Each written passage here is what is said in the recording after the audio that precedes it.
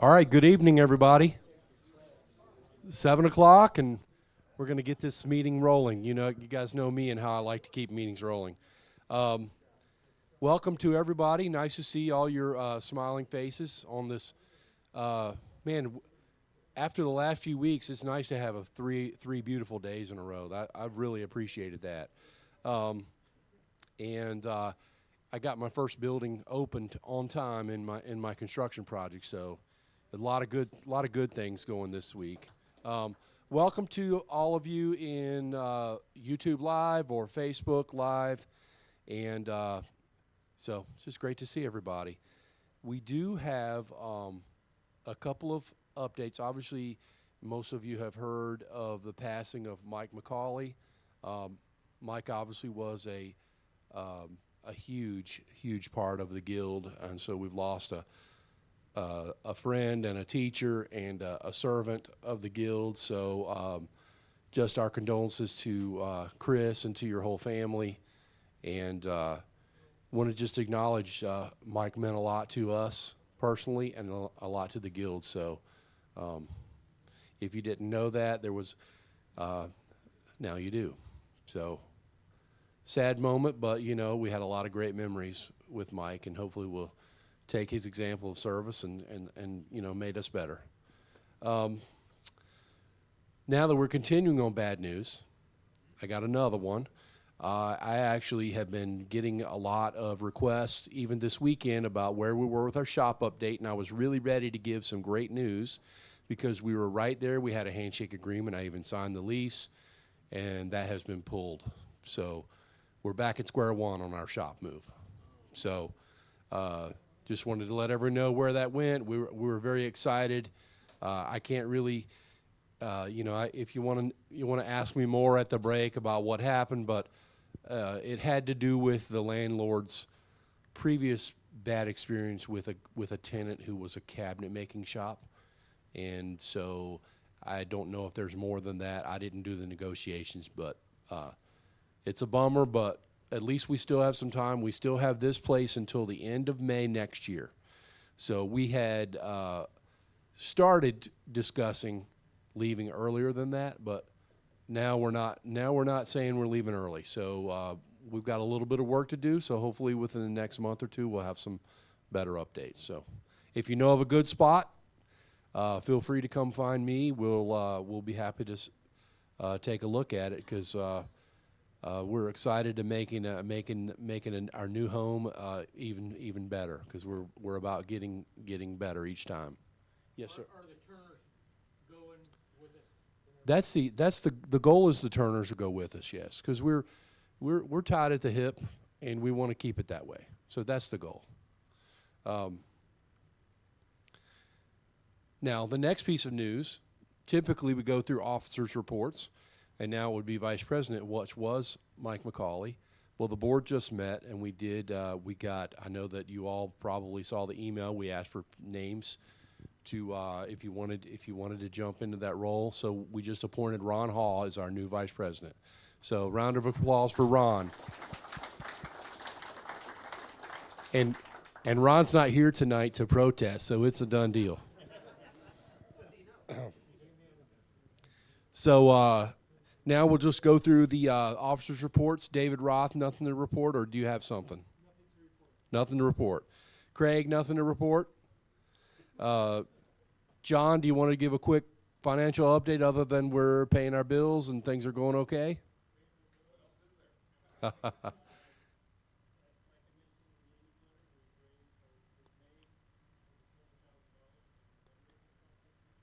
So those of you who can't hear, or if you need to be on online, John was saying we've made over $20,000 this month, right, on year to date on fundraising shop projects. So thank you to all of you that contribute to that, because it's not just one. And several people I know have done a lot of work. I know that, and a lot of us haven't done any of it like me. So thank you all for your efforts. Brian, communications. Any update? Come on up and use the mic.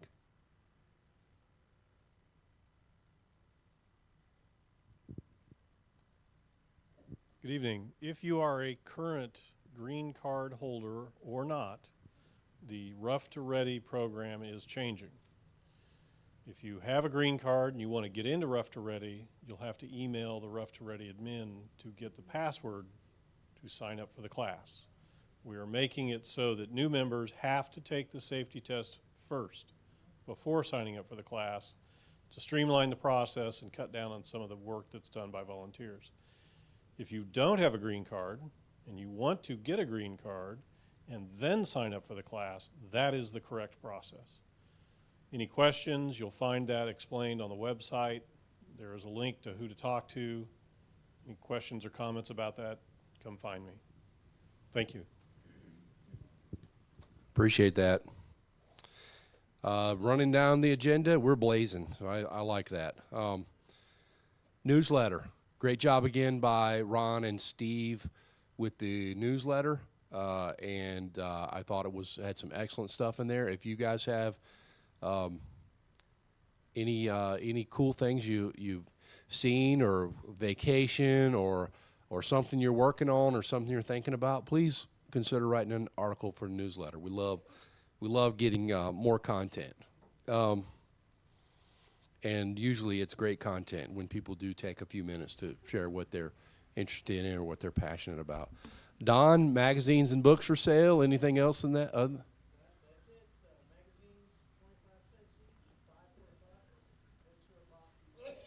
Magazines, 25 cents each, 5 for $1. Books are $1. So all of you online, you're out there. One thing you miss these amazing deals. So come on in. You might find the article that changes your life in woodworking. Want to remind everybody that we have a Facebook page, and we have a Facebook group. And Chris was telling me that the Facebook group looks like it's had some spam hitting, on Facebook. So if you see that, don't engage it, and then you go ahead and tell me. You're more of an expert than I am. All Facebook groups, for just about every Facebook group on Facebook right now, is getting bombarded with spam bots. Most of them are, this celebrity has passed away, and you click on the link. If you're on our Facebook group, know that we will never have any posts like that. If you see one, there's 3 little dots up in the corner. Hit report to admin, and we can delete it. Rob Young and myself and Kevin are admins on it, so we've been trying to block all that before it gets up to the page. Currently, we have it set that anyone who posts anything, it has to be approved through one of us. So hopefully we're blocking all that out, but if you see something, don't click on it and report it to an admin so we can get that thing taken down from you. All right. Other ways to engage out there: Instagram. If you're working on a project, feel free to tag the guild. Love to see what you're working on. It's kind of fun when I see things out there. That is something that I usually check at least once a day. YouTube, we're up to 359 subscribers. So you see the plaque up there says 350. So we're going up. We're moving up. So if you haven't, go out and subscribe to our channel and watch the videos. You can see boring stuff like me going through agendas, or you can see some of our skill builders, which by the way, we need more volunteers for skill builders. We've had a couple of months off. That was a little, I'm sure I took some of Kevin's thunder there, but yeah, we'd love you to subscribe to our YouTube channel. There's no podcast at the moment. Chris, do you want to talk about AV and some of your needs? Yep. So on for YouTube, one question I often get is if you want to watch a previous skill builder that was live streamed, or one of these meetings that's live streamed, at the top there's a section that says videos, and then one that says live. You can go to a live, and you can go back through most of our catalog and watch anything live. Obviously, with my dad's passing, he did a lot of the camera work for me for the meetings, so I'm looking for someone to help me out with cameras and AV needs for the YouTube. Talking about going back through and watching previous videos, I need someone to help me go through and catalog those and put in timestamps and descriptions. That's something you can do from your own home, sitting there, just type it up and get with me. We'll get you what you need, get it typed up, and then we can send it off and get those YouTube updated so you can find stuff easier.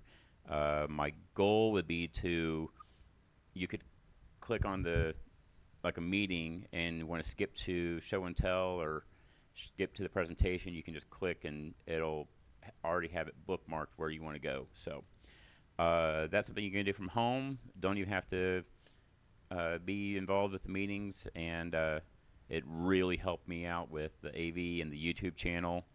And but for during the meetings, I can always use help, and I'm definitely need some help with the camera work, so I'm not having to run back and forth all meeting. Do you want to jump into events? So for events, I've asked Rich to help me out. There is a group going to the Handworks up in Iowa. Sounds like they're going to carpool. If you're interested in that, there was an email that went out not too long ago. Search for that or get a hold of Rich, and he can get that taken care of for you. Rich, do you want to come and talk about it?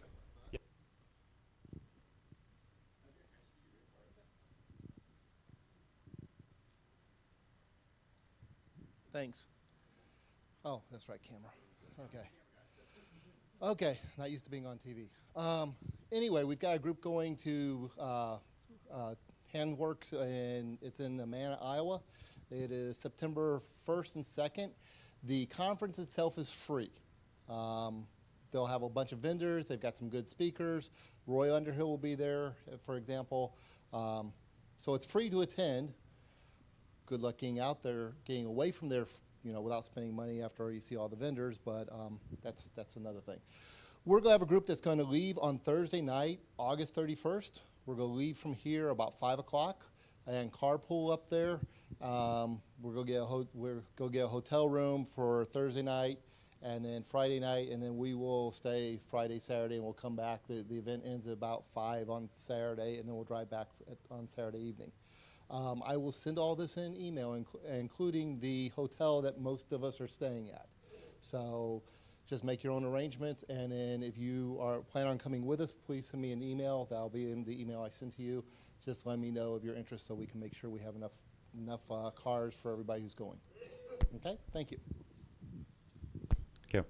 Thanks, Rich. I love Handworks. Because of all kinds of travel things, I don't think I'm going to be able to go this year, but it's probably my favorite woodworking conference or show or whatever you call it that I've ever been to, and just some really amazing vendors from around the world. And these are kind of the who's who of high-end hand tool manufacturers, custom makers. It's a cool event. Go ahead. So also for events, just was contacted by Larry and Cami of L&K, and they have asked us to be the kickoff party for their annual toy drive. So I think their third or fourth year doing the toy drive. So we do a mill and grill. Cami usually makes some really good barbecue. Larry mills up some logs. We hang out and talk. Check out their shop, but admission is one unwrapped toy that they donate to a children in need for Christmas. So that'll be October 14th. I will be getting information out for that. They contacted me literally yesterday wanting to know if we want to be at the kickoff again for that. So we will be the first event. They'll do several other events.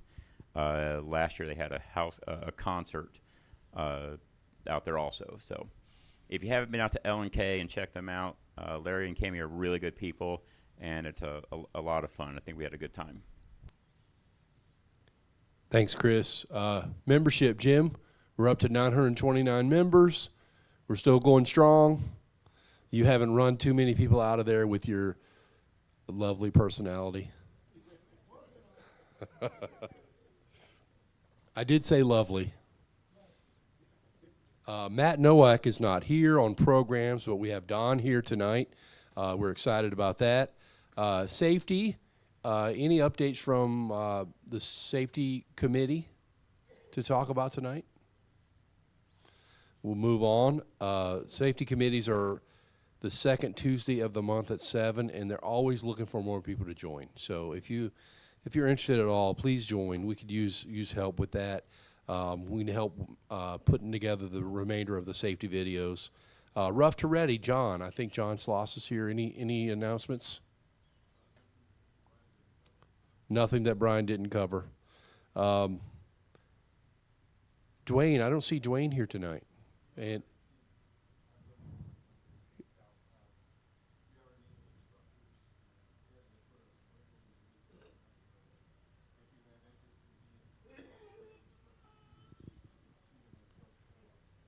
if you didn't hear that, John and Ed are looking for instructors for Rough to Ready. So if you're interested, and we do have a need, if you're interested, see John or Ed Stewart, John Sloss or Ed Stewart. So they're both here tonight, so we'd love to talk to you.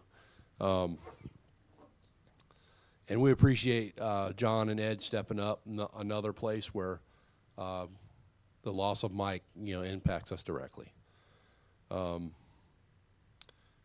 Kevin, anything special to talk? Any update from training? I see you had nothing to report, but is that true? Nothing to report. So the classes are shown on the website. Now we talk about our upcoming SIG meeting. So Hand Tool SIG meets the fourth Sunday of the month from 2 to 4. Does anyone know what the next topic is at the August 27th Hand Tool SIG? I guess that's come on in and see what they've got. They love talking about hand tools, using hand tools, working on hand tools, getting them tuned up. Wood carving. Dan, do you have an announcement on the SIG? We just welcome anybody, if you got any questions about wood carving, pyrography, power carving, traditional carving, whatever. Okay. Thank you. Fourth Tuesday of the month from 6 to 8. So that's for any type of carving that you're interested in, any aspect of carving, whether it's power carving, traditional carving, pyrography, folk carving, any of that. Laser engraver SIG. Curtis, any announcements? And the laser engraver SIG meets the fourth Wednesday of the month at 7. So the next meeting would be next Wednesday, a week from tonight. Well, as you may know that Mike was big into the laser and the laser SIG, and so that's another big hole that he left. And so I have asked Craig Arnold and John Lundy to be with me as co-SIG coordinators on that. So we still will have that going on Wednesday nights, be a week from tonight, and then at 7 o'clock, and then stay for after that if you want to be trained. We'll still be doing the training right after the SIG. Awesome, thank you. Scroll Saw SIG meets the second Wednesday of the month at 7. So the next one is September 13th. George or John, do you guys have any special announcements? Nothing special, so if you want to do some scrolling, come on out. CNC, third Tuesday of the month from 6:30 to 7. That would be September 19th. Ed, do you have any updates for the... So if you're interested in the CNC, come on out to the SIG. All right. Now that we've got through all of that, our favorite time, or at least my favorite time, we've asked the incomparable Jim Bainey to come on up. I thought about you, Jim, the other day because I was working on my coffee table and I finished it with water locks, and I did about 6 coats, and then I had some old automotive polish in my shop, and I got it out and it was all caked up. It was no good, so I went to Home Depot where I got it in the first place, and they didn't have it, so I went to Harbor Freight and they had what I needed. So I did think of you.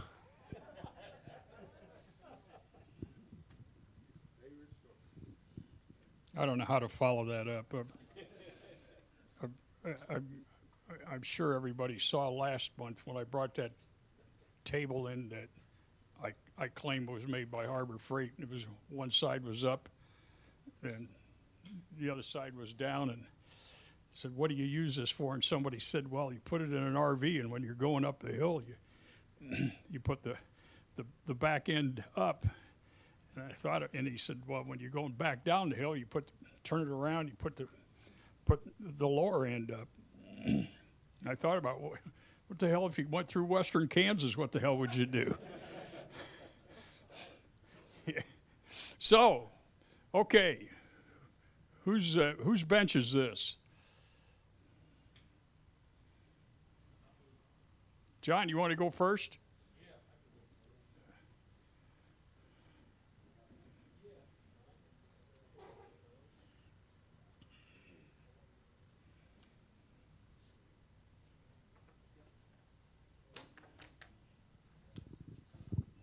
So I just have a collection of small turn boxes that I've made, and I usually there are certain periods of the year where you can't be outside, and you have other things going on, and you have to make something that's fairly quick turnaround. So I get into the turn boxes. I've got different varieties that I've made, and these make great gifts. Did you just break that, Jim? You did. That was for your wife, you know. Can you make me another one? Yeah, I can fix it. I can fix it, Jim. No problem for you. But anyway, most of these are some cutoffs from other projects.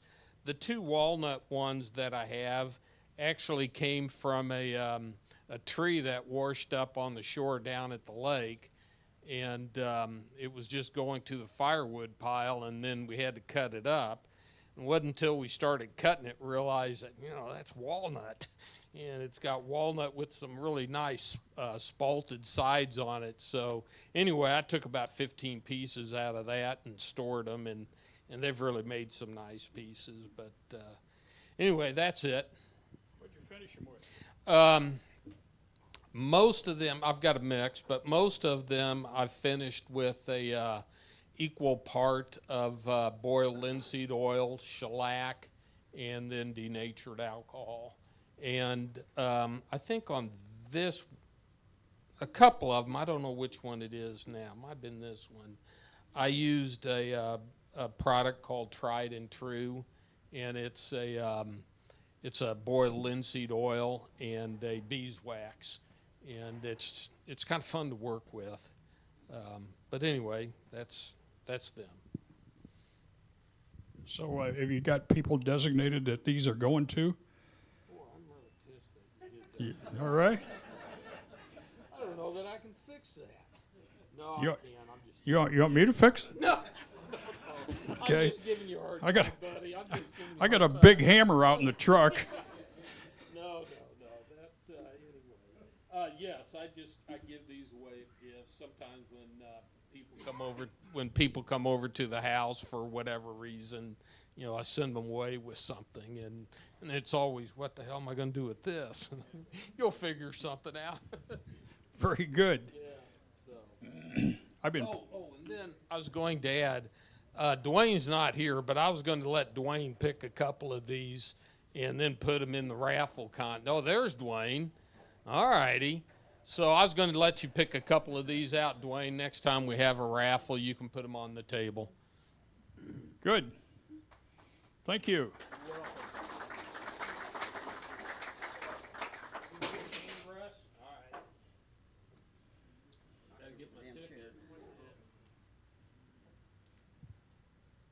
So is this your bench?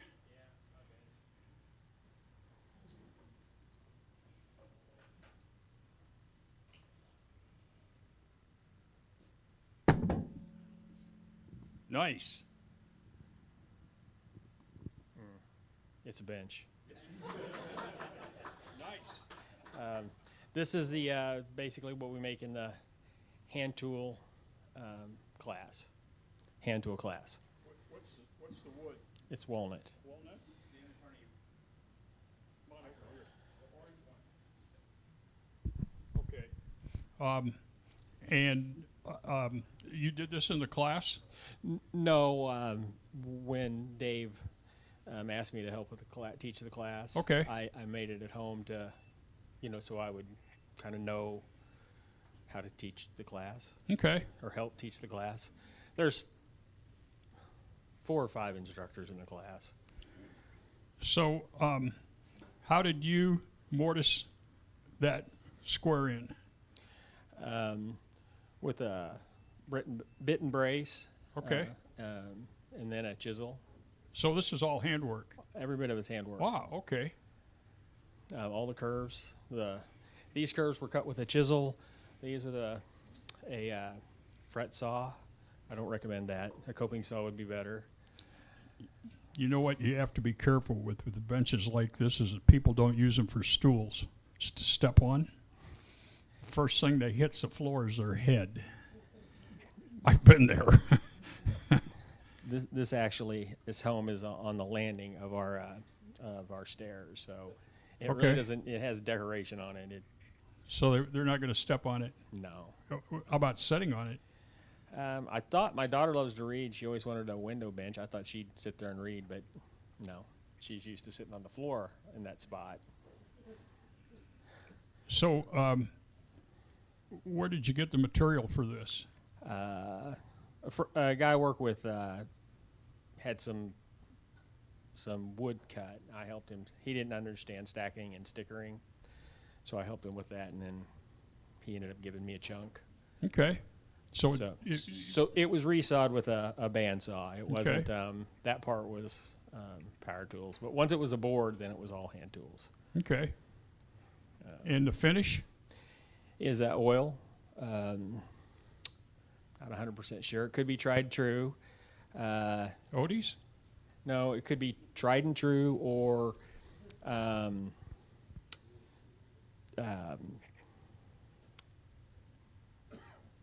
Whatever. the Chinese one. Tung oil, but pure tung oil, not Okay. no heavy metals. Neither one of them have any heavy metals chemical dryers, and then it has some wax on top. So is Some this, homemade wax. is this slot in here a wedge? So it's a mortise and tenon that's wedged, yes. Okay. And And what did you it's- use for wedges? Scrap, I don't remember. Okay. They're really thin. How did you get them that thin and get them in there? I should have used a thicker saw curve. So I had to make I just made them with a chisel. I just shaved them out of a board with a chisel. Actually, I guess, no, I sawed them. I guess I sawed them by hand. And then I probably ran them over a plane to get them thin, a hand plane. Okay. Any questions about this bench? You need to put a sign on your do not use first step. I used to have a painter that worked for us that had one of those, and and I bet that guy fell off from it a dozen times. I said, you ever gonna not do that?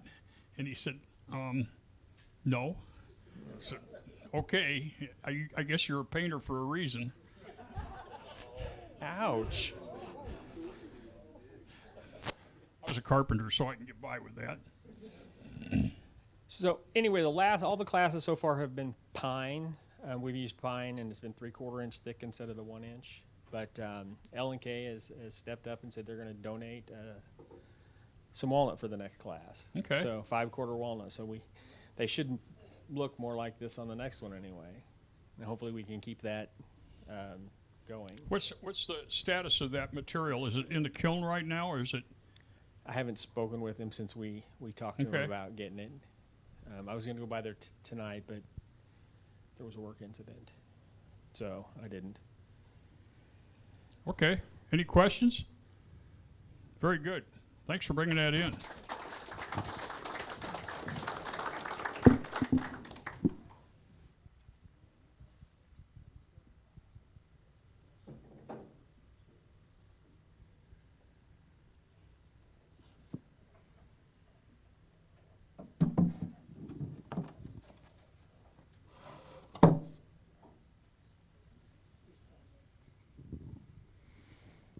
Well, this is just the top of a Newport secretary. This is a picture of the original, not the one I have not done yet. I'm waiting on the hinges I ordered last March for the upper cabinet, and we've had some little manufacturing problems, so I don't have them yet. So that part's not done. The desk is done, and this is done.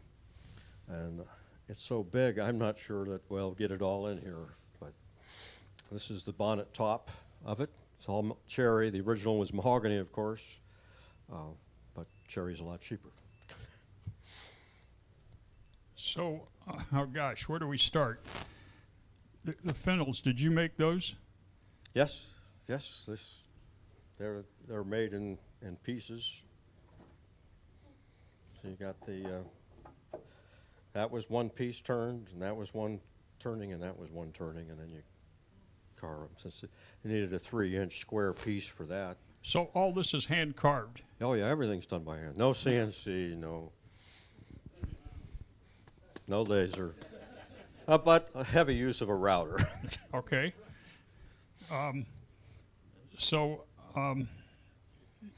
The cherry, getting it that consistent is really, Well, really the difficult. finish is I've used a trans tint dye first to get it all kind of the same color, and then there's I don't know how many coats, maybe 10 coats of shellac. I don't remember.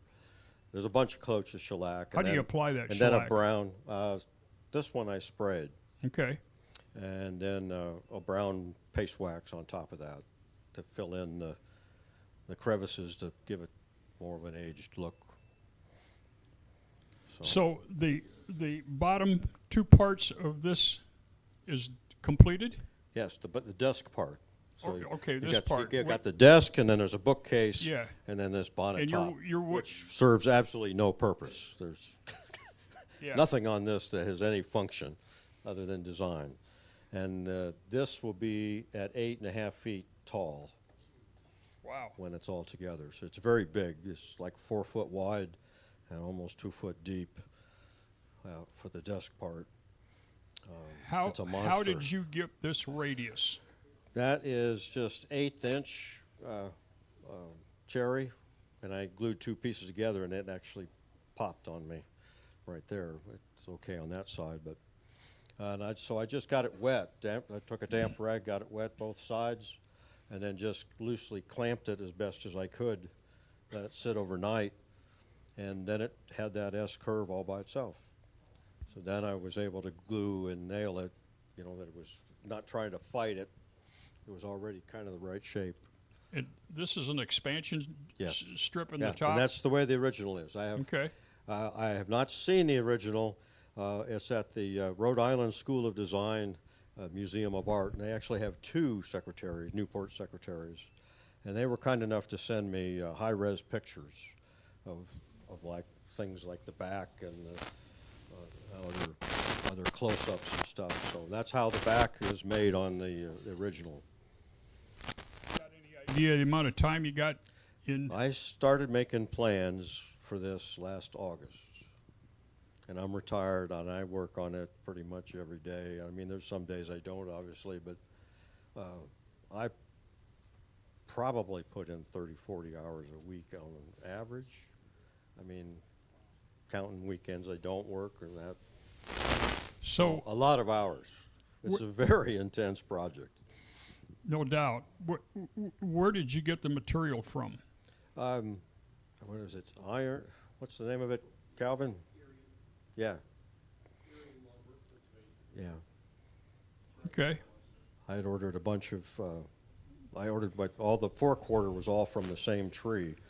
Cherry has a nasty habit of not changing colors the same on different trees. Is that a problem going through the bottom and then the bookcase, and now this is keeping a consistent color? Yeah, well, I mean, that's partly why I used the trans tint dye, because I still don't, I mean, the 4-quarter, the 8-quarter, and the 12-quarter aren't obviously from the same tree, but all the 4-quarter stuff, so the sides of the cabinet and all that's all from the same tree.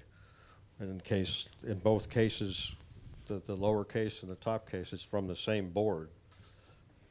Got any idea of the amount of material? I do have a spreadsheet that I been itemizing, and I've actually started writing down. This is all on YouTube, by the way. Papa's Workshop. There's, I think, 23 episodes so far, and one more when I get the hinges. It gets done. So the hinges are the last part of the bookcase that you The have? bookcase is constructed, but no finish on it yet, because I may have to shave the doors to get them all to fit right. So is this going to end up in your house? Yes. Yes. You got a ceiling big this enough? is- A room big This enough? is my pleasure, is just making. You don't have this. to cut a hole in the ceiling for this, do No, you? no, but Okay. it's going to have to go downstairs. But it's very, very heavy. I'm not sure I'll be able to get the whole thing. I'd need to rent a van. I mean, a big moving van to get it in here. So Awesome. I'm always amazed at your craftsmanship. This that's is just a matter of taking one thing at a time, figuring out one problem, and go to the next. any questions? Tom, talk about the joinery of how all those moldings come together. Yeah, that's the real challenge of this whole thing, is making those two. This piece is turned, but it's only that, this thick, less than a half an inch, and this piece here is another 1/8 inch thick that's glued in there. So you got to turn this in a whole circle, and then you have to figure out where the two arcs meet at the key points where the bead and the cove all. So you got to I made 2 cardboard templates that fit together to get me a good start, and then shave them by hand, and it's not. This is the second time I've done this, and it's better than the first time, but it's still not quite perfect. But again, it's going to be 8 foot in the air, so no one's going to be able to see it. I did the goosenecks with a template and a kind of a pin router set up on my table to give me some landing points. Yeah, you did this all in your own shop, or did you do Yeah. any of it here? No, it's all in my own shop. Okay. So like I said, there's videos on each of these, making each of these. Any other questions? David? What is the name of your YouTube channel again, please? Papa's Workshop. I started this to making for my grandkids just to see, but of course they're doing other things now. But I think There's I'm up to close to 300 subscribers. I'm breaking the internet. I think he might have us beat. So there is a podcast episode with Tom, and I will put a link to that and to your YouTube channel in our description on the YouTube page. All right, thanks. I would also like to comment that these Newport secretaries, as a period furniture maker, a lot of people see these as the very pinnacle of woodworking. So he's taken on the challenge of one of the most desirable and classical pieces that was ever made in the 18th century.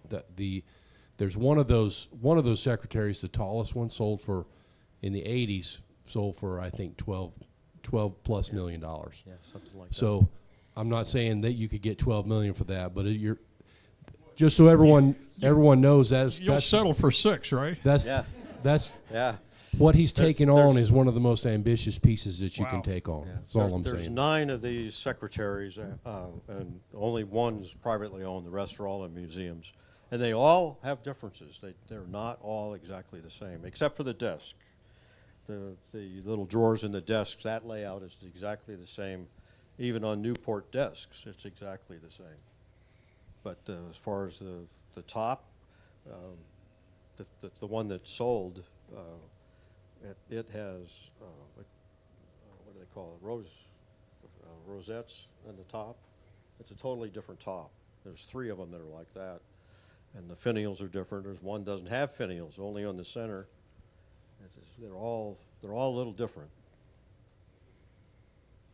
Any other questions? I'm always amazed at your craftsmanship. We're really, Like I said, we're it's one really step at a lucky to time. have you in this organization. This turned out to be bigger than I didn't think I was going to take me a year. I thought I was going to be done, by Christmas. So. 24. Thank you.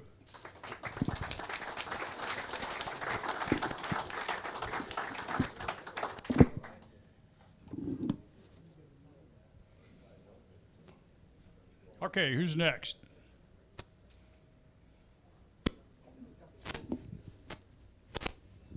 I just want to first say that I took the hand tool class, and it is an awesome class. And mine looks very similar to that if you stand back about 300 feet. Okay. Looks great from the road. It does. What I brought today is, first of all, a photograph of my one of my sons and his wife and the new baby.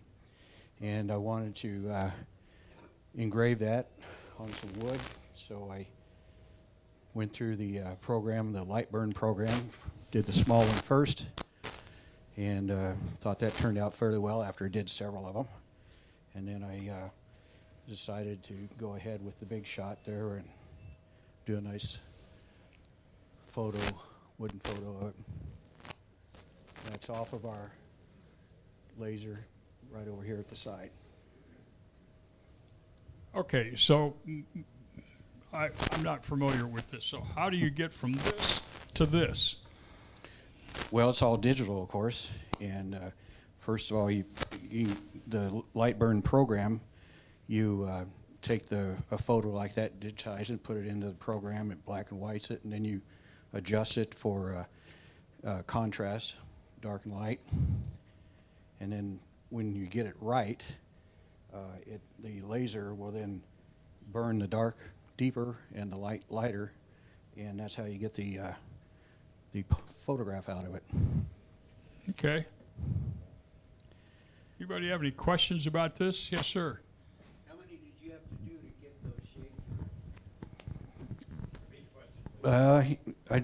It wasn't too many. I mean, I did them like the small one at first, so I didn't use a lot of wood at it. But I think about 5 or 6 of those. And then I finally got it the way I wanted it and did the big one. And what's the wood? Cherry. Piece of cherry? Mm-hmm. And it's solid cherry? It's Yep. okay. Yeah, it is. Got to put a finish on this? That has a spray lacquer on it. Okay. That's all I was going to do. Unless you got a better suggestion. Odie's oil. Odie's oil. Yeah. Hey, Curtis, Yeah. did you start off as a JPEG file? PNG. PNG file. Okay, thank you. Does your Lightburn give you a vector file or a bitmap file? It'd be a vector file. Yeah. Okay, thank you. So when you talk, I know nothing about this, but when you say that small one, you got it to where you liked it, Uh-huh. then what does it take to expand it? Do you just push a button and you can get that size? Yeah, you just basically enlarge the program or the section on the program. It's the same thing. It's just enlarged. No difference. I can make it much smaller than that too. But as long as it'll fit on the laser or fit the piece of wood I got, make whatever size you want. Yes, sir. Does the laser cut the wood out in that shape also? Yep, the whole thing's done by the laser. Everything. Then I engraved it on the back. That's that too. Yeah, the whole thing is done. You do all the engraving first, and then the last thing you do is have it cut out. Can you use the same file for the CNC that you use for the Lightburn file for the CNC? You could probably alter it and make it work, but Yeah. you wouldn't just take that and put it right in the CNC. Try that, make it, carve it, make it bigger, Yeah, 3D. that's pretty much 3D right there if you look at it close. Yeah, I know. It's Yeah, Okay, so this goes to your son and grandson? yeah, my son and daughter-in-law and their son. Yeah. Okay. It's my grandson, my eighth grandson. Eighth? Eighth Okay. grandchild. Yeah, newest one. Awesome. Curtis, from YouTube, someone wanted to know, did you start with a digital or did you scan the photo? Actually, it's a digital, but I kind of cheated. They had a professional photographer, and they put them on Facebook, and I just pulled it off of Facebook, and turned out real nice. But the better your photograph is, the better it's going to be. Any other questions? Thank you, sir. All right.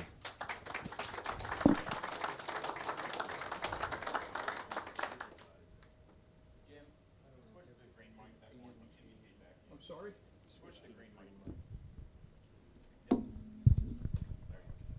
Better?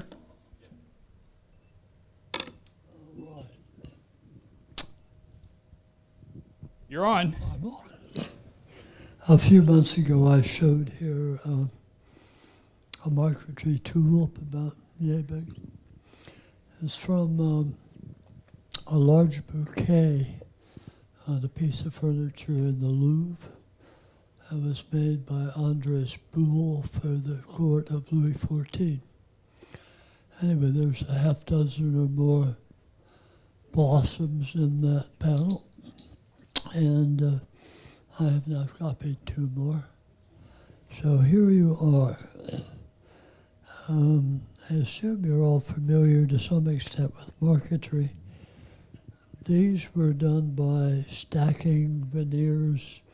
I think this one was maybe 15 pieces that differed in color. The patterns, the goal is contrast more than color. And the colors were limited.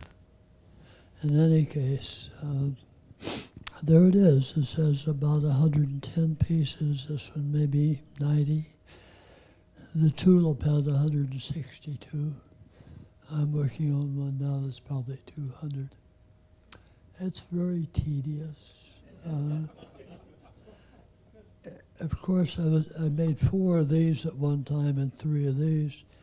The total time in this was probably 25 hours. So first you have to cut the pieces, you have to put them in little baggies, you have to number all of it. You have to make maps of where they came from and where they go. Because if you don't, I threw 2 of them away. In any case, the reassembly is kind of fun. Mixing and matching to make the various panels. I have 3 more of these over there and 2 more of these. You're welcome to take a look at them. So, there you are. Okay, so what are you going to do with these? Well, they're for sale. Okay. $1 an hour. Minimum wage. How's that? What are the different kinds of woods that you used in these? I frankly don't know because I'm glad I asked. most of the veneers I have are not labeled. I inherited a lot of them. I'd have to guess. Okay. So Uh, They were selected entirely for color. okay, so what kind of applications do these go on to? I mean, are they? Well, the big bouquet by Boule is there are 2 bouquets on either side of a tall cabinet, 9 feet tall. But the Sun King was spared no expense. What are these for? I have made marquetry for the tops of nice little boxes, jewelry boxes. In fact, Paul Schurz had 2 classes here and we made jewelry boxes. These are more wall plaques, although it could be the door of a small cabinet. I would not want to cut this into 2, but I could design one that did that. Paul Schurz makes very fine furniture. And then he says, if I put marquetry on it, I can double the price. But then he does wonderful marquetry.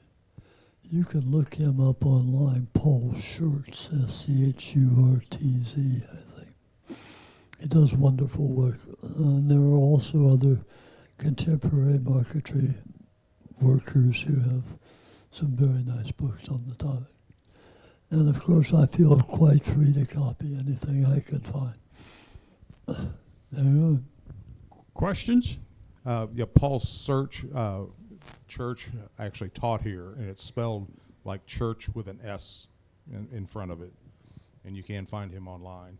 Yeah. He recently moved from California to Hawaii and is working on a huge commission out there. Sold all his big equipment, and he's rebought it all out there again. So Yeah, he gave 2 seminars here, and it's quite a character. oh yeah, he taught here 2 different classes. Yeah, I took both of them. I can't say that I'm not as good as he is. These I consider, there are mistakes in here, I'm not going to point them out, but I look at them as sort of learning experiences. Someday I will make a wonderful piece, but probably not before I die, I don't know. Any other questions? When you describe the work tedious, that fits it perfectly.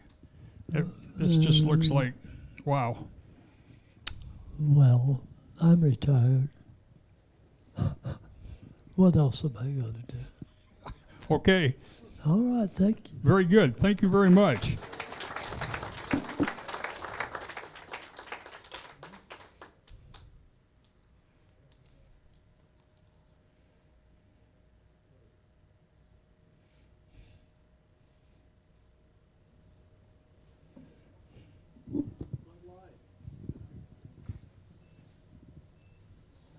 You're on. Okay, it's a, you can see it's a candle holder. It's made out of ash, and it's called an open hollow barley twist. And, okay, how did you build this? It's 3 parts, base, the top, and the middle part. That was done on a CNC, cutting it through. There's a twist as it mills with the router through to the center. Okay. And I see you got an electric candle. Nice. Yeah. I brought it last night to the CNC SIG. I had a real candle in there. I said, well, this is probably a little safer than the actual candle. What'd you put on here for finish? That's amber shellac. I tried it. I'm not too happy with it. I tried it for the first time. How'd you apply it? Just with a rag. Okay. So, yeah, it didn't come out real well. You got plans to do any more of this? Yeah, actually, I have a second one. I only brought one in. I figured one, no sense bringing 2, but I made a pair of them. Actually, I made quite a few.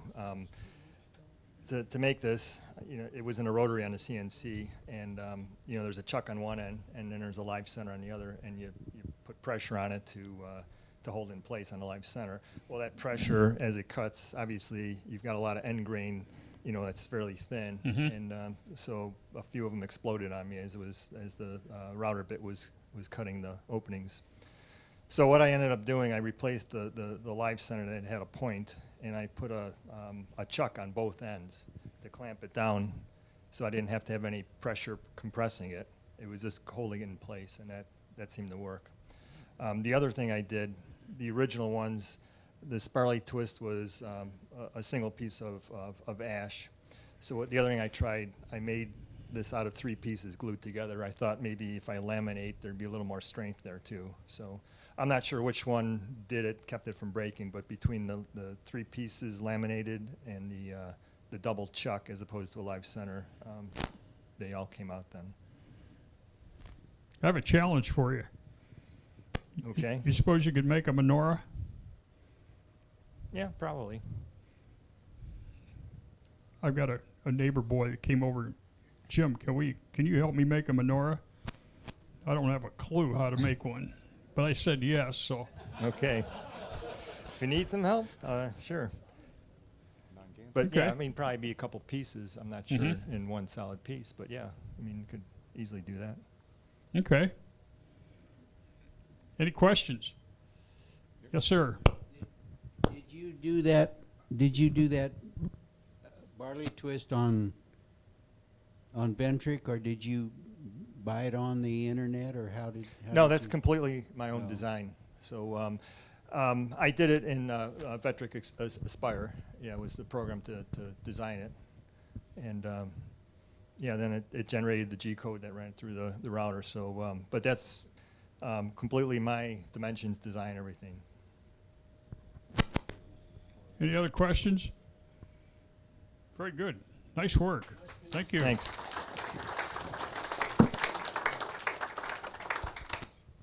That it? That's it.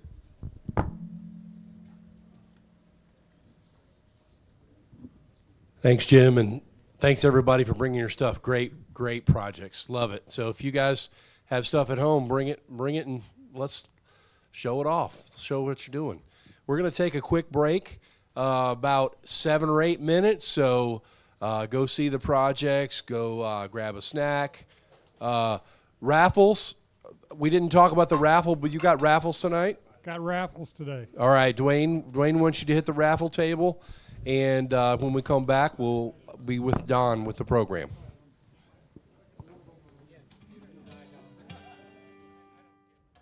Your safety and the safety of all members when using any of the Kansas City Woodworkers Guild's hand or power tools is the #1 concern your safety committee and the board of directors of the Guild.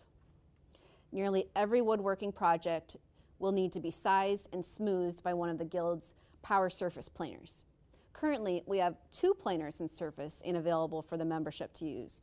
One is a 15-inch jet planer and the other a 20-inch grizzly planer. Hi, my name is Christine Kessler and welcome to the Kansas City Woodworkers Guild's ongoing series of machine safety videos. Today, we will cover the safety rules and requirements of the Guild's power surface planers and how to safely operate these machines. Keep in mind that this video is targeted to only cover the operational safety points of our power surface planers and is not designed to be a complete training program in the use of these machines. A power surface planer is used to smooth and dimension your lumber to the final thickness needed to construct your project. Both of the planers currently in the Guild inventory have helical cutting heads that smooth the top of any boards fed into the machine. Each of the machines have an adjustable table that raises and lowers to allow you to plane lumber, making multiple passes to a very accurate and specific thickness and smoothness. Remember, when you are in the shop, please direct any questions about using our planers and any of the other Guild equipment to the on-duty shop foreman. She or he is there to act as a vital resource to keep you safe, providing advice and assistance to successfully complete your project.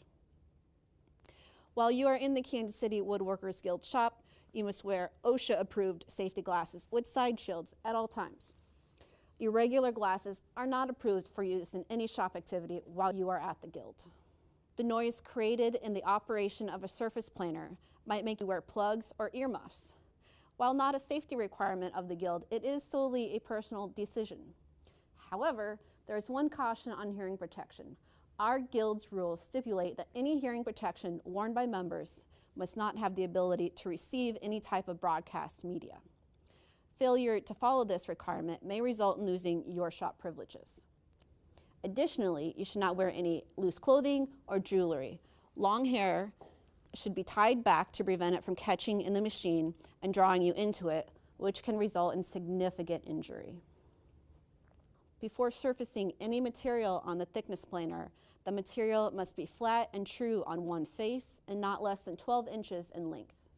Flat material will have first been surfaced on a jointer or flattened by hand planing. A board not flattened and put through the planer will result in a board that is smooth, but that will mirror the warp, twist, cup, or bend to the other side of the board. You should examine your material and remove any loose knots from your board before planing so that they are not caught by the cutters and turned into projectiles when fed into the machine. Another solution to loose knots is that they may be locked into place by applying an epoxy resin to fill any gaps. However, application of epoxies will delay your planing operations until the epoxy completely cures. Any and all reclaimed lumber must be presented to the foreman on duty before machining to determine its suitability for use. It must also be thoroughly checked for any hidden nails or other metals with an approved metal detector. Treated green, yellow, or other ground contact lumber is banned from use at the Kansas City Woodworkers Guild.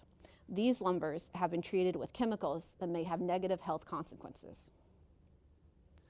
Before starting, adjust the planer to a thickness that allows the boards that you are going to be planing to pass easily under the cutting head without removing any more than 1/32 to 1/16 of an inch of material.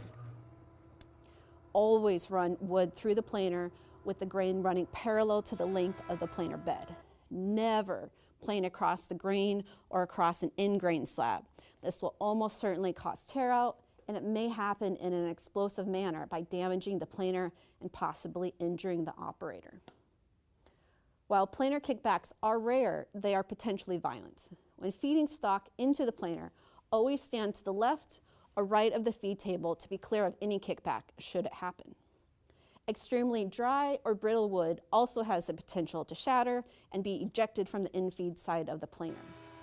If the board is thicker on one end than the other and jams in the machine, do not shut it off. Slowly crank open the height adjustment wheel until the board resumes feeding through the planer. Should the machine lock up and trip the circuit breaker, crank open the feed table until you can clear the jam and then immediately notify the foreman so that they can reset the breaker and you can resume working. If you need to plane any stock that is equal to or less than 3/8 of an inch thick, you must use a backer board. If the stock to be planed is equal to or less than 1/4 of an inch thick, it is too thin to be fed through any of our planers and must be hand planed or may possibly be fed through a wide belt or edge sander. As you feed stock into the planer, be careful not to get your fingers pinched in between the stock and the infeed table. The downward pressure of the feed rollers on the stock presents as a substantial crush injury risk. Keep your hands, fingers, and any other body parts more than 3 inches away from the infeed ports of the machine at all times. It is acceptable to have a helper catch your material as it exits the planer. He or she should place the boards on top of the planer's return rollers or stack the material on a cart and nearby table. If the planer's attached dust collector has a warning light and it begins flashing while you are planing, shut down your operation and the dust collector and remove and empty the dust barrel attached to the collector. Again, if you're not sure how to do this, ask your foreman for some assistance and you'll be a pro before you know it. When finished, shut down the planer and then the dust collector. However, if your planer is sharing its dust collector with another machine, make sure that another member isn't using the shared machines. If so, leave the dust collector running so that they can safely complete their operation. Check around your work area for dust and debris. Clean up both the machine and the adjacent floor area. Please remember, be alert and always be safe. For the Kansas City Woodworkers Guild, this is Christine Kessler. Thanks for watching.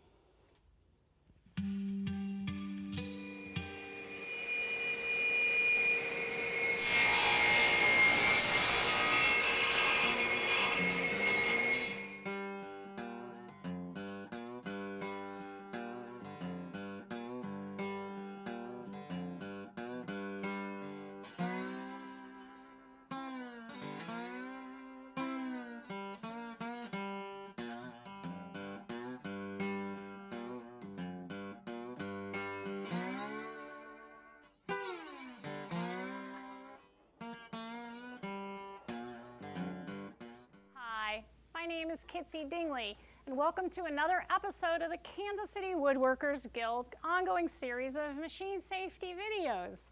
Today's video will introduce you to the safety concerns of the Shopfox 15-inch wide belt sander.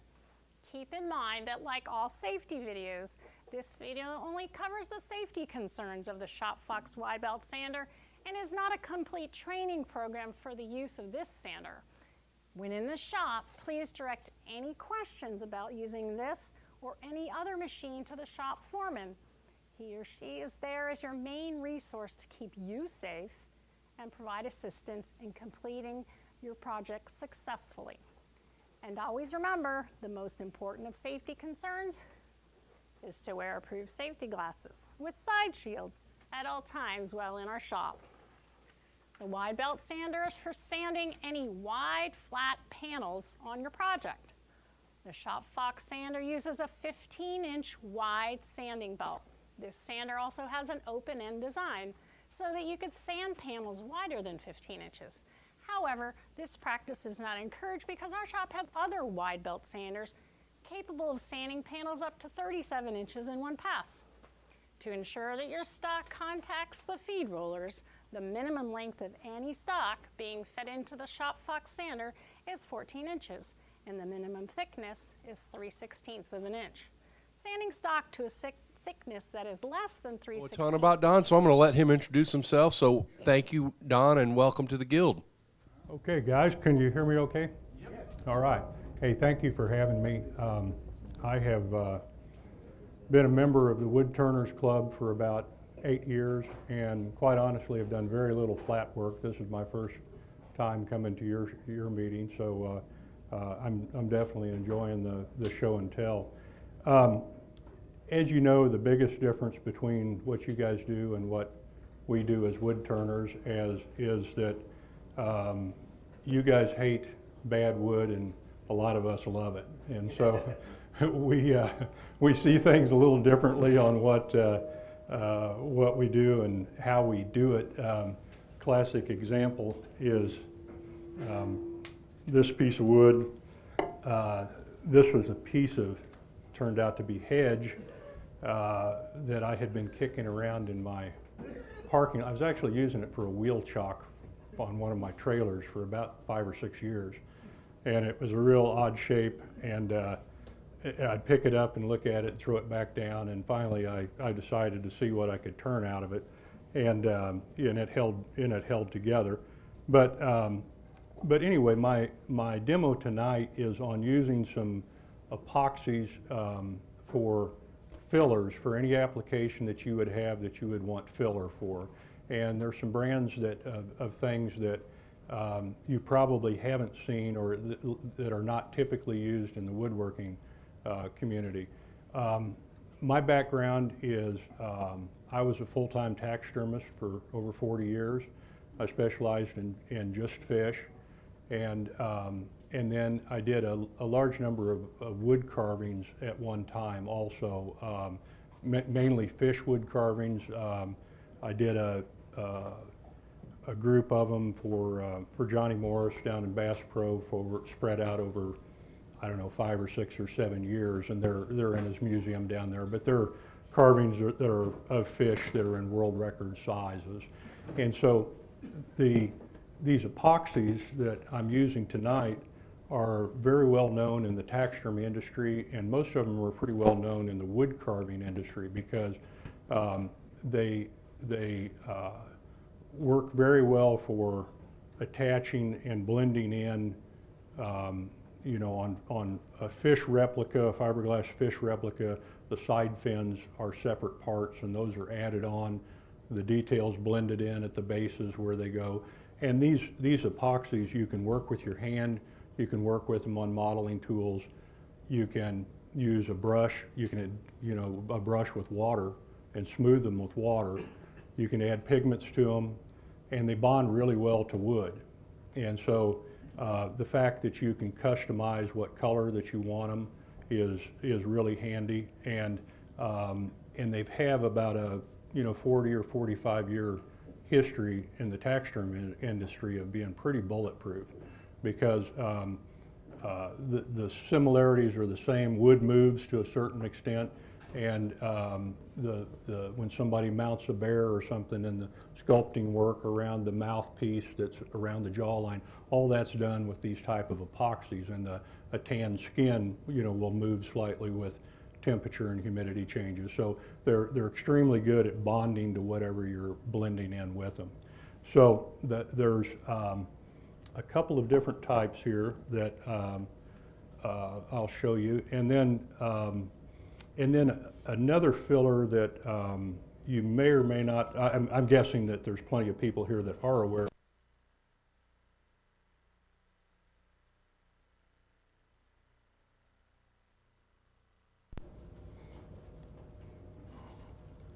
I'll try that. Testing? Okay, there we go. a wood filler that I recently found out about that. I bought some of these, they're hot glue sticks basically, but for wood repair, and they require a high temperature hot glue gun. I bought them for the purpose of filling small cracks and things on wood turnings. They don't work so well for my purposes because in order to use them, you have to, well, I'll just show here. You use a high temperature hot glue gun, and they work a lot better on flat surfaces than what they do on a curved surface, because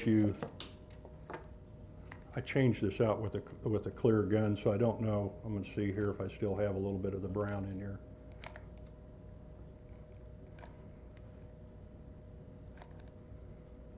There we go. You apply it into a crack, and then use an aluminum block to press it down. And this stuff, I was pretty skeptical of it, but this stuff is actually rated with the flooring industry evidently as a product that will hold up in flooring. So that's what prompted me to buy it to start with. But on flat surfaces, it's real easy because you can they make a little hand plane that you can buy from the company, so that, and the aluminum block. And I didn't buy the plane because I didn't know how much I was going to use it. But the idea is that you put it on, let it cool slightly, and then just simply plane it off. And it cuts real clean, and you can cut all the excess film off for the most part, and fill a crack real easily and quickly with it. So I assume somebody here is already using that product, but I wanted to bring it and just demonstrate it in case you haven't. How compatible is that with your finishes? I don't know the answer to that. Evidently there's not a problem with it. It's particularly on any oil-based finishes. I don't know. I haven't tried it on any water-based finishes, so I'm not sure on that question.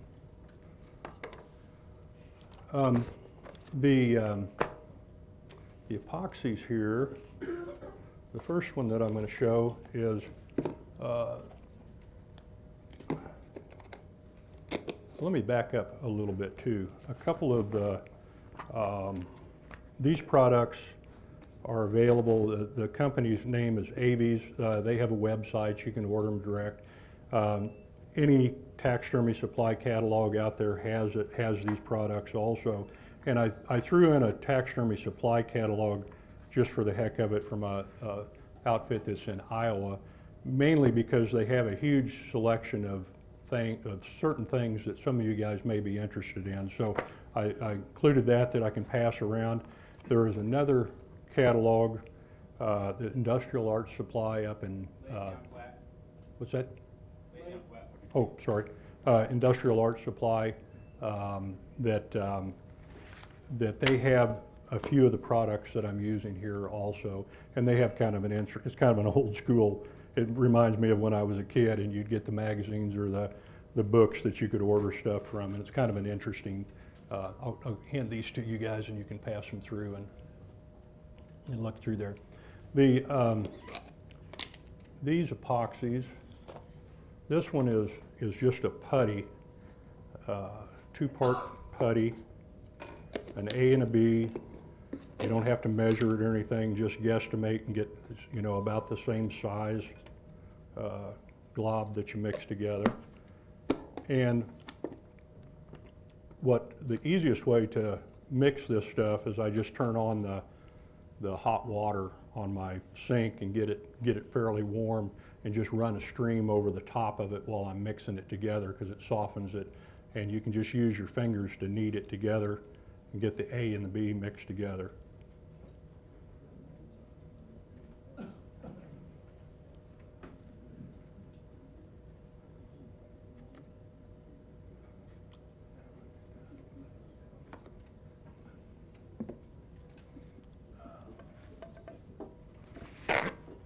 And there's a couple of different ways that you can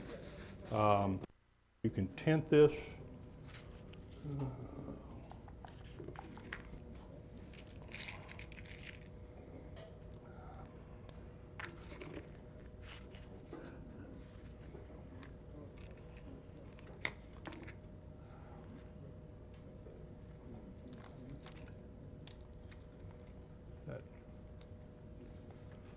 Is that shine going to bother the camera? Okay. In the industrial arts catalog that's there, they have some powdered dyes that you can buy a little kit of a bunch of different colors of it. And all it is it's mortar dye that's used to dye concrete. Mortar dye you can only buy in 40-pound bags from a concrete supplier. This is a really handy way of getting even these little packets will last you way longer than what you think they're going to, because it's like temper paint, but it's quite a bit more concentrated than temper paint. And so you can knead it in and mix it in. There's brown and black and all the primary colors available, but basically you can play around with the colors. You could save a little bit of the lighter color, mix in some dark, kind of marble it together to get a variation of what filler color that you want. This vessel doesn't have the finished, it has more coats of finish to go on it, but this little area here is one that I, way up above here, is one that I filled, and I added some dark brown and some lighter brown to it to give it kind of a marbled look. And I'll pass this around.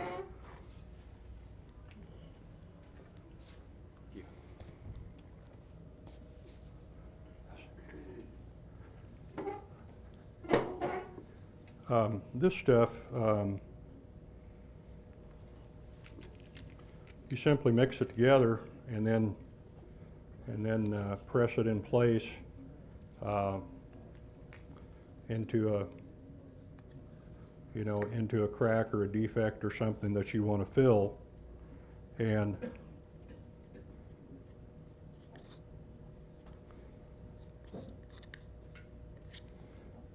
I have a little wire pin that I'll use a lot of times on a fine crack to make sure that I'm getting it pushed all the way down in, and then just fill the crack.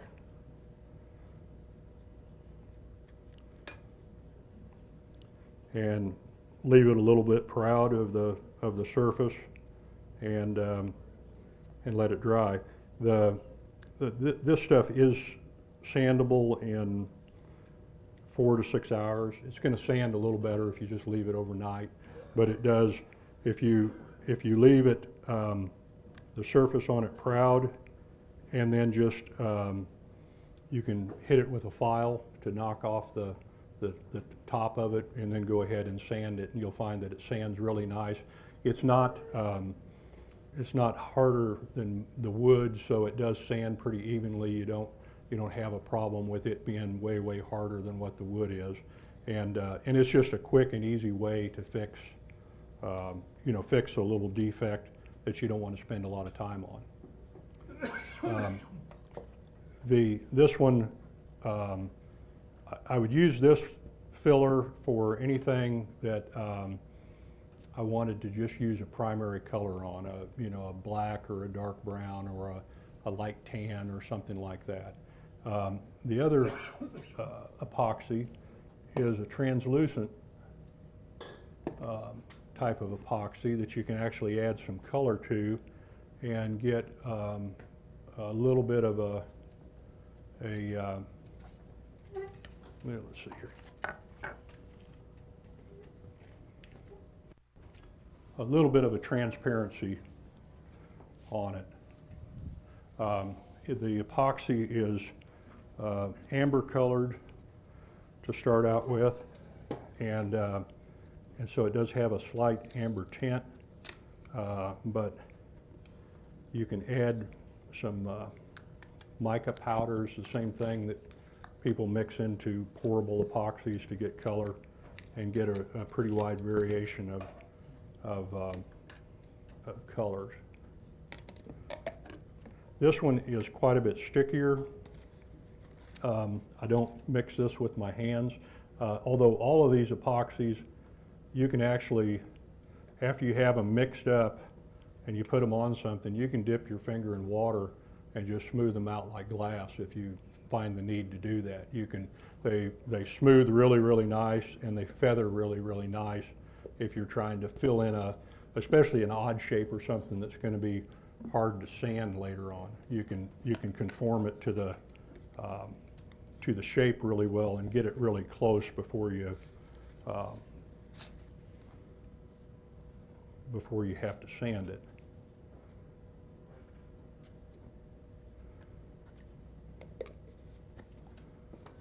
These, like I say, both of these can be ordered from any taxidermy supply, or you can find them on Amazon, I'm sure. They sell them in these, what they call a 4-pound kit, but they also sell them in a smaller container that's the size of that. And so the smaller container will last you way, way longer than what you think it will. They both have a really good shelf life. This one is probably, I retired a year ago, and that's over a year old, so it's still usable. And you can, on this one, you can take a piece of sponge and wet it down and drop a piece of sponge in there, and it does a really good job of keeping it from getting hard on the surface.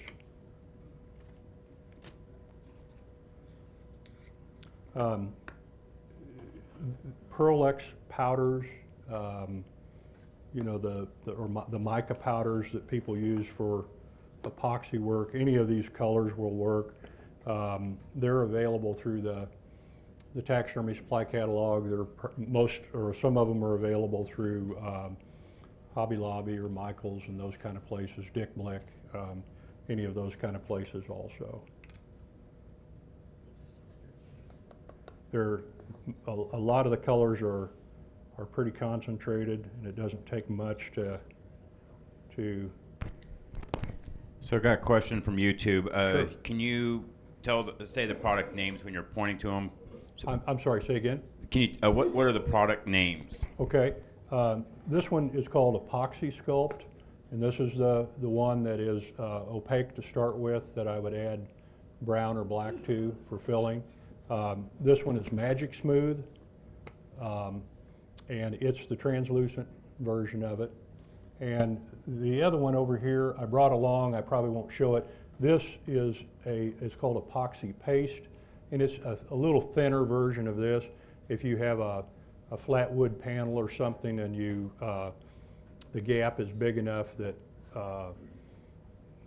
it can kind of self-level, this one is a little bit thinner and will go down and kind of self-level to where you don't have to push it in.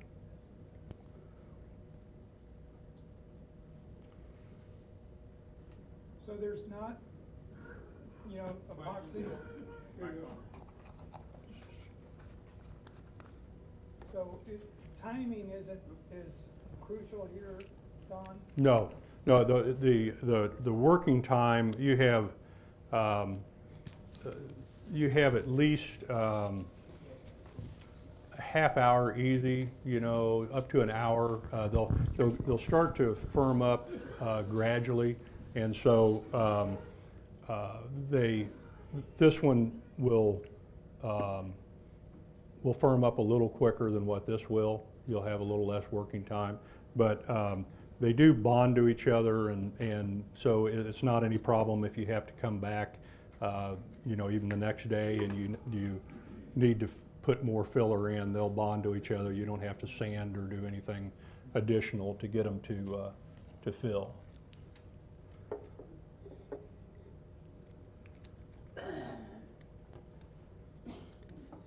Got a question for you? Sure. Sorry. I think Woodcraft and Rockler sell these little plastic tubes of, I think it's called pigment. It's like a liquid. Does that work? Right, that does work, and I have some of those, and I didn't bring them. those are real concentrated pigments, and those will certainly work. A lot of those are in primary bright colors and that type of thing, but they do have some browns and blacks on those. But they're in little tiny bottles about that big. But they're concentrated, and they mix in really easily with this.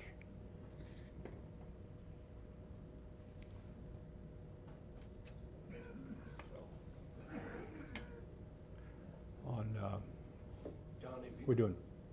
Sorry. Have you ever tried like trans-tint dyes? I've done that with epoxy before. I do. I have some of those.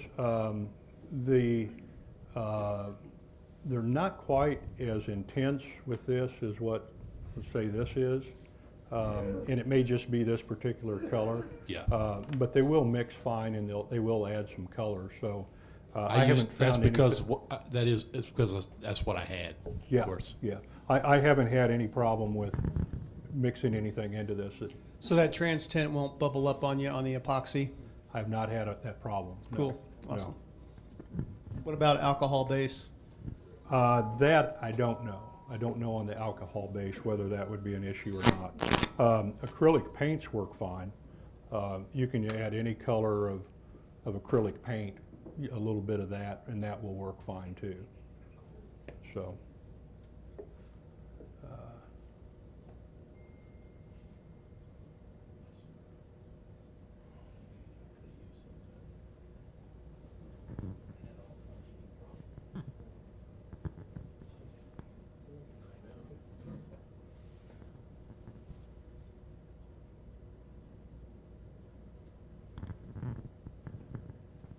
We have another question for you? Sure. Where did you learn your craft? Is there a taxidermy school or? There is, but mine was just this kind of the school of hard knocks. I started out as a fish and wildlife major in college, and kind of got the bug from there, and then was pretty well self-taught from there.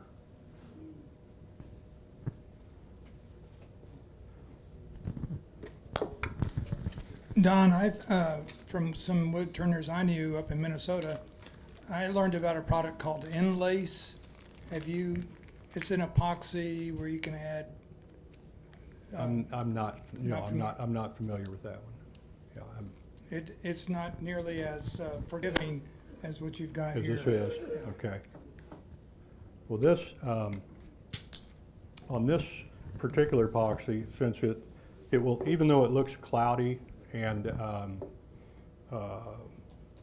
when it dries, it will have a little bit of clarity to it depending on how much pigment you've added to it.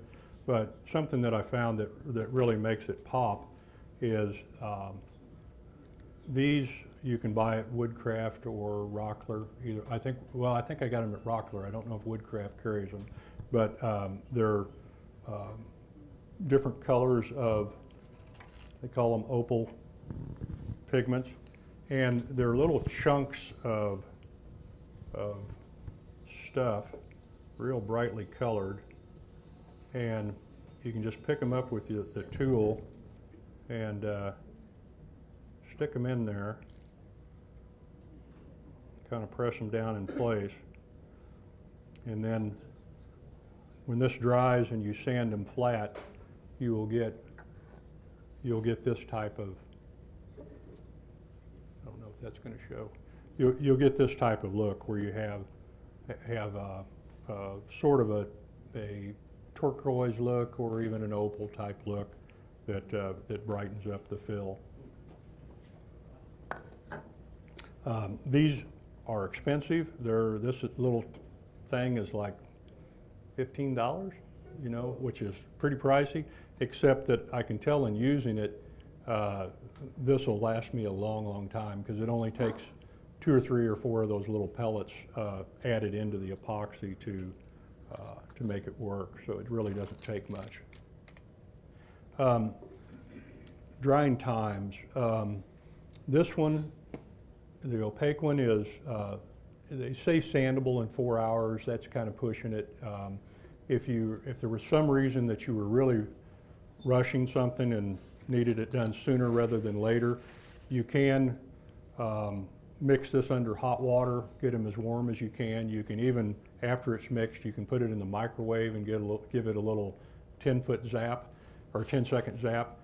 That really shortens the pot time, the open time that you have on working with it, but it really accelerates the cure. So if there was some reason where you were in a hurry and couldn't wait, that is one way of accelerating that one. That won't work on the one that's more transparent. This one that's more transparent has a little slower dry time on it, and it's more like some of the pourable epoxies. The longer you wait before you try to sand it, the better off you are. If you sand this later tomorrow, it would sand fine, but a day later than that, it's going to sand it even a little better. It won't be. It'll have, if you rush it, it's going to have a little bit of a gummy, build up on it. It'll sand, but it'll clog your sandpaper a little bit. So waiting a little bit is going to be helpful on that.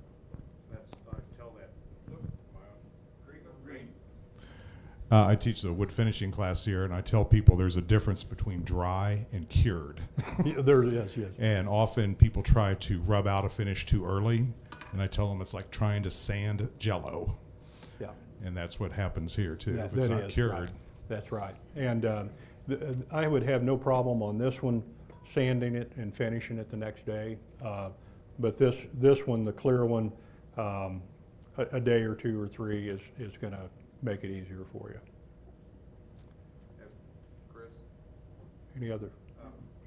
Have you ever mixed like turquoise chunks in? I haven't, but it would work fine for that.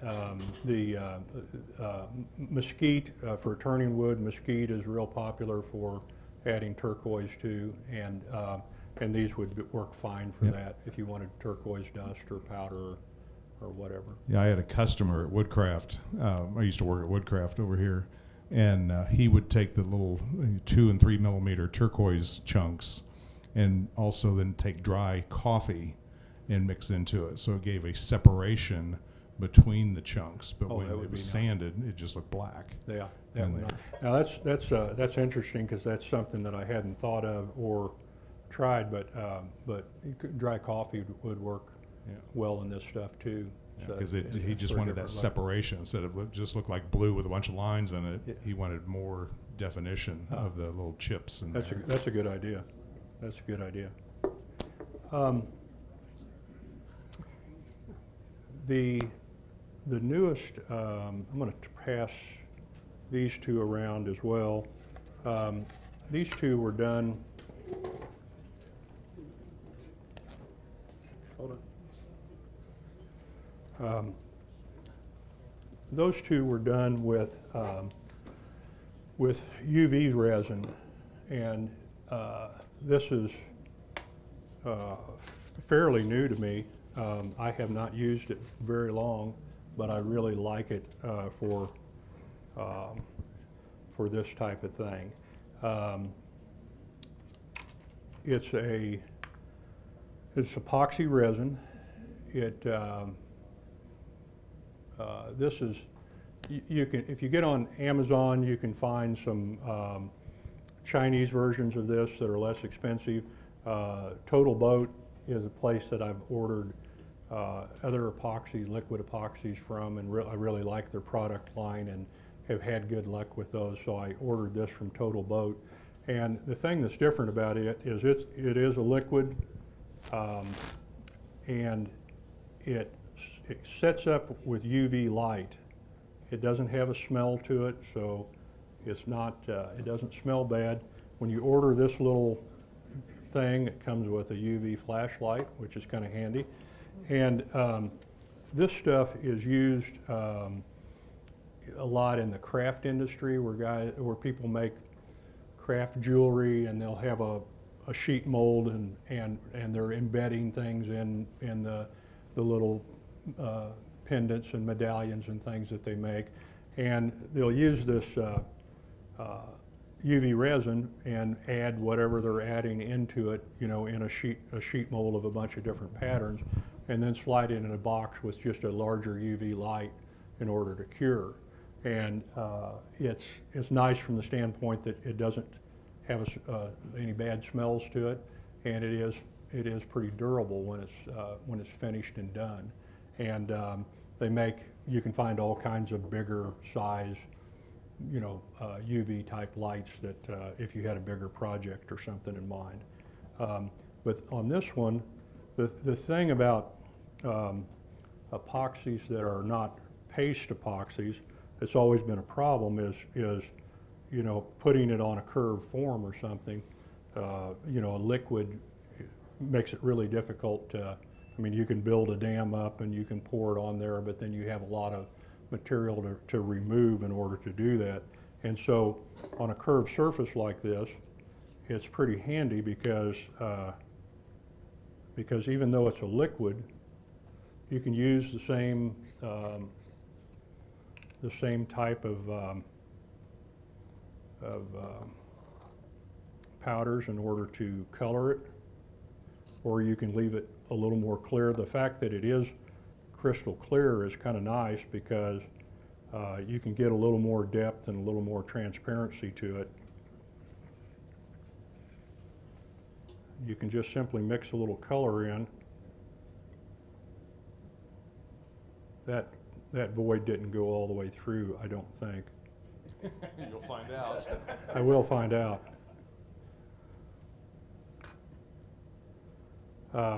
And the thing I found is you don't get in a huge, you don't try to do it all at one time. It cures a lot faster if it's a thinner layer, and it doesn't really take very long for it to cure.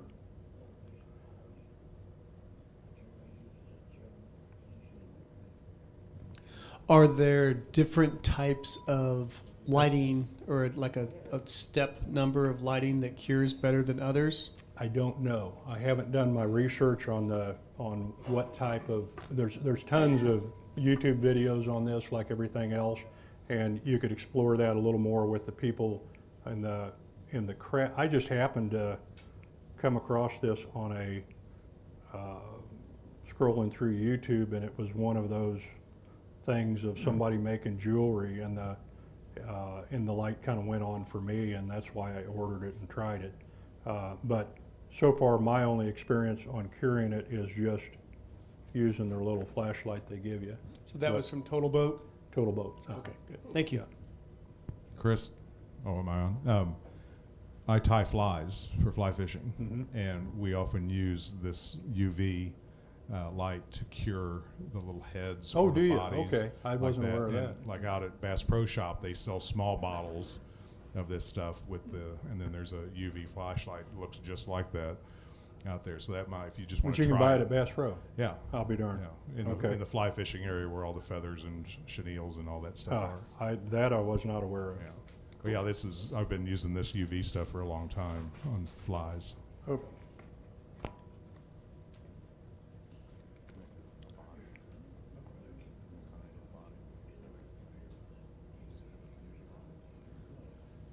Now this stuff is sandable pretty quick, so this is something that if for whatever reason you were in a big hurry, I could sand this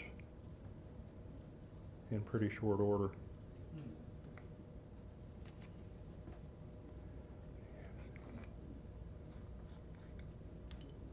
I'm going to incorporate a few of the little opal gewgaws in there.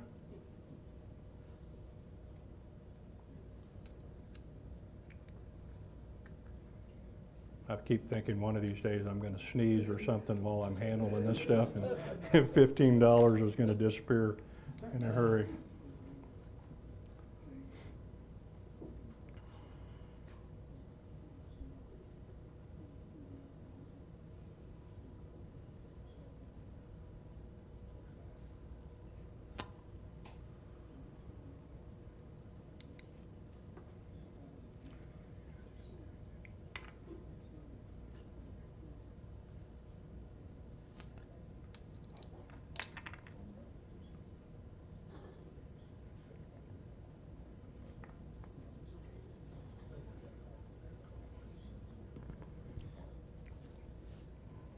Hey, Chris.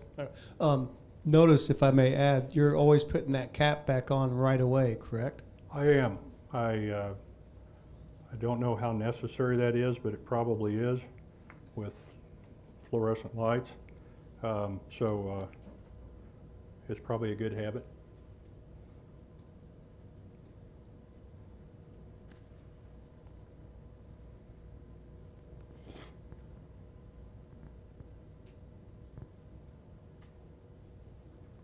But anyway, that is a pretty quick and easy way to fill a spot if there was some reason that you wanted color, or if you wanted crystal clear and didn't want any color, pardon me, any color at all.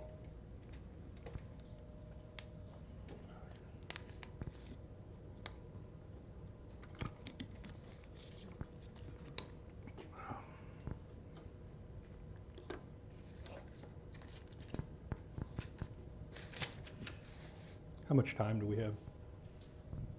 Oh, 8 minutes, okay. About how much are you talking about cost-wise for that total boat setup? I think it was about $20 with the flashlight, maybe, something like that. But that's going to last me a long time.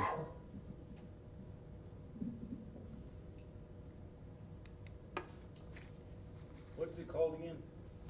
This? Yeah. It's UV resin. Now this is set up. From YouTube, what was the name of the hot glue gun item? The hot glue is, it's called KnotTech, KNOTTEC, KnotTech. And the stuff comes out of the UK. The sticks are a little expensive, but they do go a long ways. I bought 3 different colors of it. 3 different colors of it. But I think it would be some handy stuff for certain uses.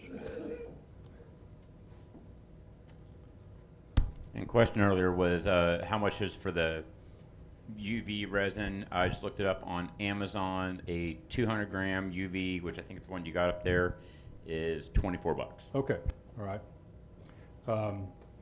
These epoxies, the smaller version of this one, it's in the catalog there, but it's maybe $20 or maybe $25 at the most for the smaller containers of this, and that is slightly less. Again, the shelf life on those will last a long, long time. I'll pass this around as well. Just keep in mind that the epoxy that's on the top here is going to be sticky, but the one on the bottom you can handle and see how it's set up.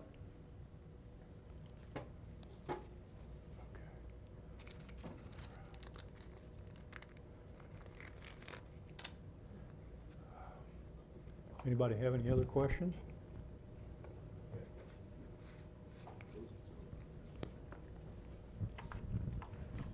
So with the hot glue gun, I personally only use standard glue in my hot glue gun. If you're using different colors of basically wood filler, do you have any technique to pull it out if you only need a little bit that's the whole stick? That's the kind of a problem. For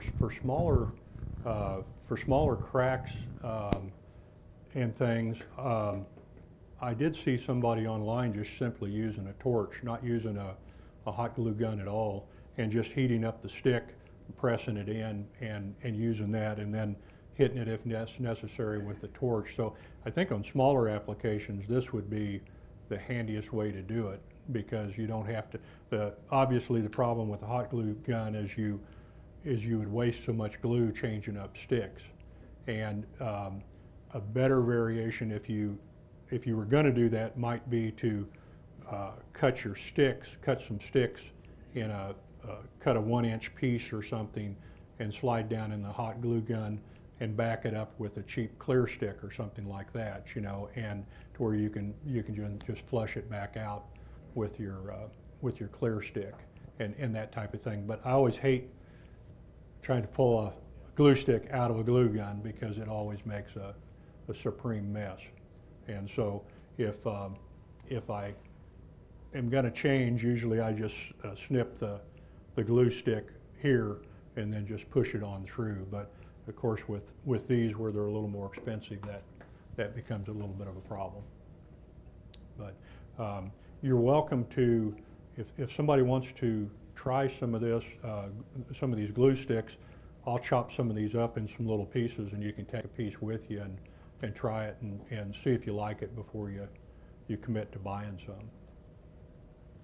When Yes, you're sir. when you're emptying your glue stick, empty it on like a piece of foil, and you can save it and use like the torch for those little pieces. Well, that's a really good point. In fact, the company makes they make a little mold that you can take your leftover glue sticks and heat them up and pour them back in the mold and make another glue stick. So you know, salvage all your scrap that you scrape off. And I have seen a few of the YouTube videos, the guys doing river tables and that kind of things where they have little small imperfections, using a torch and using those to just fill in little spots before they do their final finish on it. So I think it would be kind of a handy product for you guys. I'm kind of lukewarm on it because most of it does not sand the best. Yeah, I mean, it will sand, but to get it shaved, the trick is to get it shaved down as thin as you can and hopefully clean with that surface of the wood so you have very little or no sanding. And on a curved surface, it's a lot harder to do. Yes, sir. Yeah, I'm on green. Is there any big difference in I noticed you're using that silver tape. What about just plain old painter's tape? Is there any on big here? difference? Yeah, for your well, backing. yeah, I forgot to bring a piece of cardboard to mix this stuff up on, and which for mixing it up, I normally. I mean, for backing on the inside when you're wanting to. Do you ever have any trouble peeling it off after you get done? Well, it's the silver tape. The reason why I use it is it sticks really well. Sometimes too well when you go to try to take it off. But on the inside of something, if on the paste epoxy, painter's tape would be no problem at all, as long as it was in a place where maybe you could hold your finger on the back side or something. The liquid UV, I get a little better adhesion with the silver tape. I've used the silver tape for a lot of different things, just where I don't want something to weep through. But yes, sir. And taxidermy, does anybody in town sell those eyes? Glass eyes? No. There's nobody local that I know of that sells glass eyes.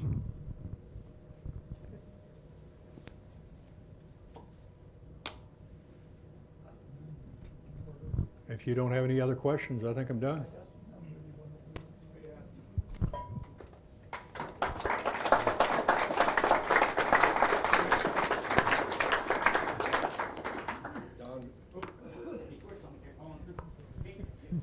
Don, we just wanted to thank you. It's very interesting. In my case, you came about a month too late because I've never done any of this work, and I just was working on a live edge coffee table, and I had a lot of I used pour on epoxy. I just had a lot of occlusions that were really hard to, and I was trying to make in dams and all that kind of stuff. It was really struggle. So if I do it again, I'll know better. You know you'll do it again. Yeah. So I wanted to thank you on behalf of the guild. This is the only way to get one of these coffee cups. So we actually get a reward. Wow. So that's, and then you get your picture with me. That's your actual mug shot. All right. So we come out on front. And there you got to hold your mug up. All right. All right. Thank you.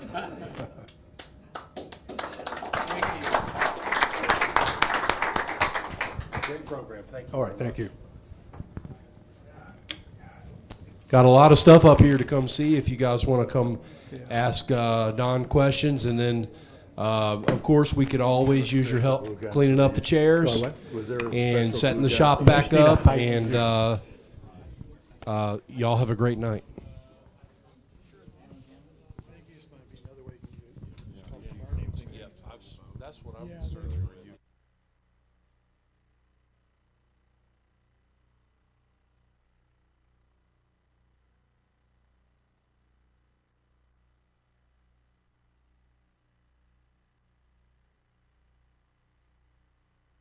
A special thank you to our guest today, to the Guild's Leadership Committee, and to all of our sponsors.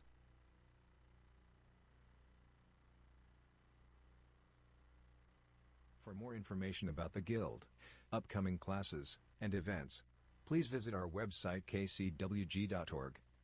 You can also find us on social media by searching for Kansas City Woodworkers Guild. And remember to hit the subscribe button and ring the bell for notifications.